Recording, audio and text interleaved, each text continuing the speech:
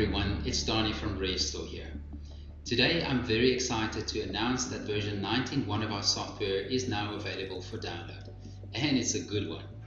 We've added some major new features, the most important of which is change block tracking, or CBT for short. Instead of scanning each file in its entirety for changes, CBT only scans data blocks that have been modified since the previous backup. This makes backups significantly faster. Our second key addition is that the ESE Backup Client now supports dynamic host names when restoring SQL databases. This means that you can restore a SQL database even when the host name of the relevant machine has changed, for example in a disaster recovery scenario. This should be very useful considering that in the past it was only possible to restore to a renamed host by manually adding the database in your backup client.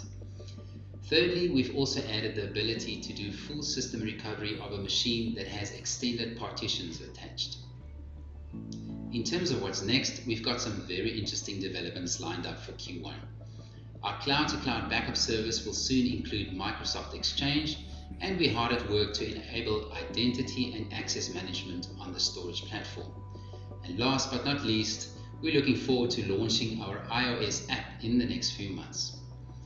For a peek at this and everything else that's on our roadmap, feel free to visit our support portal at support.redstor.com. And that's it from me. From all of us here at Redstor, Happy New Year and best wishes for 2019.